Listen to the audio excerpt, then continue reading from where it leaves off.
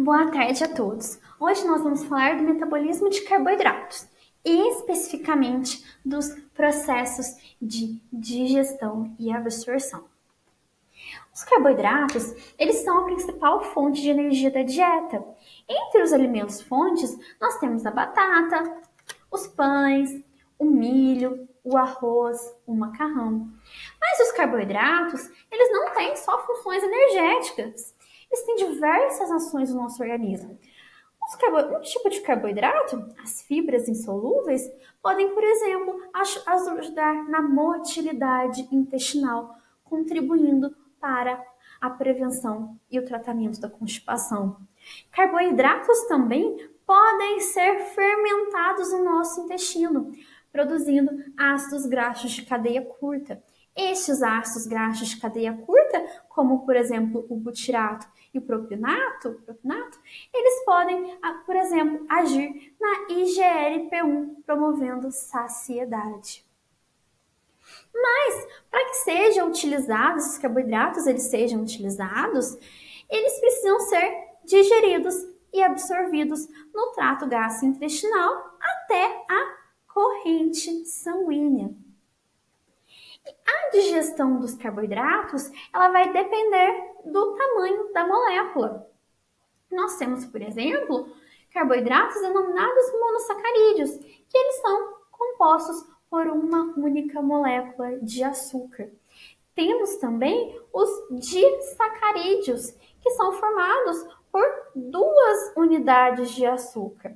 A lactose, por exemplo, ela é formada por uma molécula de glicose e outra de galactose.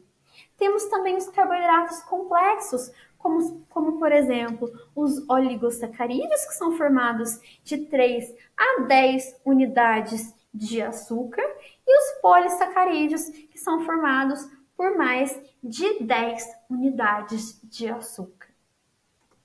O processo de digestão, especificamente dos polissacarídeos, ele vai começar na boca, através da ação de uma enzima chamada alfa-amilase.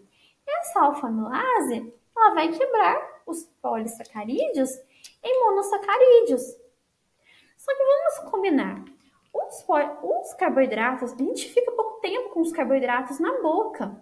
E devido a esse pouco tempo, que é o tempo de mastigação, são formadas pouquíssimas moléculas de monossacarídeos na boca.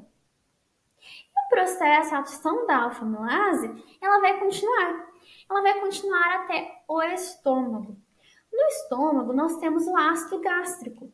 E esse ácido gástrico, ele vai penetrar aquele bolo alimentar formado e, como consequência, ele vai reduzir o pH e desativar a enzima.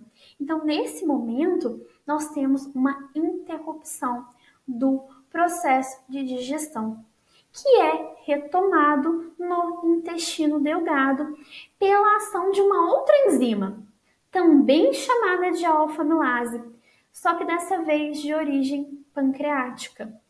No duodeno, nós vamos ter a secreção do bicarbonato. E esse bicarbonato, ele vai elevar o pH daquele bolo alimentar a um pH favorável para a ação da alfa-amilase pancreática. E com isso, nós vamos continuar tendo a quebra dos carboidratos, a digestão. No intestino delgado também nós vamos ter a ação de disacaridases. Como o próprio nome diz,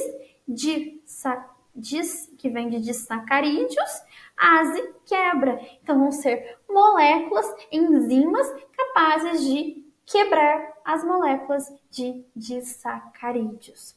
E essas disacaridases, elas recebem nomes de acordo com qual carboidrato ela vai quebrar. Por exemplo, a sacarose, ela vai ser quebrada pela sacarase em glicose e frutose. A lactose, ela vai ser quebrada pela lactase em galactose e glicose. Então, nós vamos ter no intestino várias moléculas de monossacarídeos. E esses monossacarídeos, eles precisam ser absorvidos. Como eles vão ser absorvidos e parar na corrente sanguínea? Aqui, ó, nós temos uma representação das vilosidades intestinais. Nas vilosidades, a gente vai ver esse pedacinho aqui, ó, que são as células do intestino, chamadas de enterócito. Esses enterócitos, eles a gente consegue aproximar mais ainda, e aqui a gente tem as microvilosidades, onde vão ficar aquelas disacaridases, e aqui a gente tem a formação dos monossacarídeos que vão entrar neste enterócito. E para que eles entrem nesse enterócito, elas precisam de uma portinha. Essa portinha são os transportadores. E esses transportadores, nós temos dois tipos aqui nesse momento no intestino. Um que depende de energia e um que não precisa de energia. A glicose e a galactose, elas vão passar por uma portinha, por um transportador que precisa de energia. Então, a gente fala que é um transporte ativo. Esse transportador é chamado de SGLT1. Então, através desta portinha, deste transportador, a glicose e a galactose vai ficar no enterócito. A frutose, ela já passa por um processo chamado de difusão facilitada. Uma portinha, um transportador chamado GLUT5 vai facilitar a entrada dessa substância no enterócito, na célula intestinal. Então, nós temos glicose, galactose e frutose dentro do enterócito. Esses monossacarídeos, eles precisam sair do enterócito para a corrente sanguínea. E ele é feito por um transportador chamado GLUT2, que fica localizado na membrana basolateral do enterócito. Então, a gente tem esse transporte desses monossacarídeos para a corrente sanguínea. Só que eles não podem ficar lá por muito tempo, porque eles podem sofrer estresse oxidativo, causando diversas consequências para o nosso organismo. E para que eles saiam, eles entrem nas células, eles precisam de uma ajudinha. E quem dá essa ajudinha é a insulina. A gente fala que a insulina, ela funciona como um sistema de chave fechadura. Vamos explicar melhor. Então aqui, vamos imaginar que a gente tem uma quantidade muito grande de glicose. Essa glicose, ela vai ser percebida e as células beta-pancreáticas, elas vão estimular a liberação de insulina. A insulina, ela vai agir em diversos órgãos e tecidos, como por exemplo, músculo, tecido adiposo, cérebro, diversos órgãos e tecidos, facilitando a entrada da glicose, facilitando não, permitindo a entrada da glicose em um sistema de chave e fechadura. Vamos imaginar que a insulina é a chave e a fechadura é o transportador de insulina. A insulina, ela vai se ligar ao seu receptor, permitindo que tenha alterações na célula que vai permitir a entrada da glicose. E em qual célula? Essa célula depende. A gente fala que ela é um pouco complicada porque a gente envolve o metabolismo integrado. Mas de uma forma bem redundante, vamos considerar o tecido adiposo e o músculo. Se você fez muito exercício e você comeu muito carboidrato, a gente tem muitos monossacarídeos na corrente sanguínea. Estes monossacarídeos, eles vão ser utilizados pelo músculo para reverter aquele déficit energético.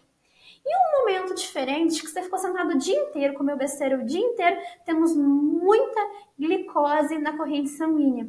Ela vai ser utilizada como forma de armazenamento pelo tecido adiposo, de uma forma bem simplificada. Então, vamos aprofundar um pouquinho mais. Como que a gente vai ter essa entrada de glicose na célula? Então, como eu disse, aqui a gente tem uma representação, a gente tem aqui a insulina, a nossa chave. Opa! E aqui a gente tem o receptor de insulina, a nossa fechadura.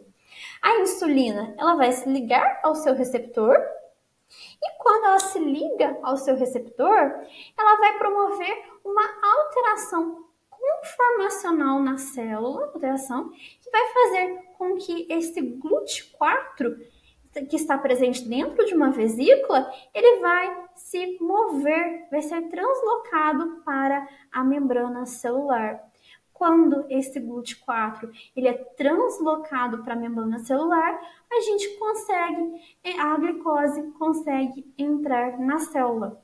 Então a gente fala que esse GLUT4 é um transportador de glicose dependente de insulina, porque ele só vai estar na membrana celular quando a gente tem a ativação do receptor de insulina pela insulina. E como um extra, a gente vamos tentar, para ajudar a correlacionar, vamos imaginar o diabetes. O diabetes mellitus, ele é um grupo heterogêneo de doenças metabólicas caracterizada pela hiperglicemia, resultantes no defeito da secreção da insulina, da chave e ou na ação desta insulina. Em pessoas normais que não têm diabetes, altas concentrações de glicose vão estimular a produção de insulina e essa insulina vai fazer com que a gente tenha a translocação do GLUT4 e a entrada da glicose.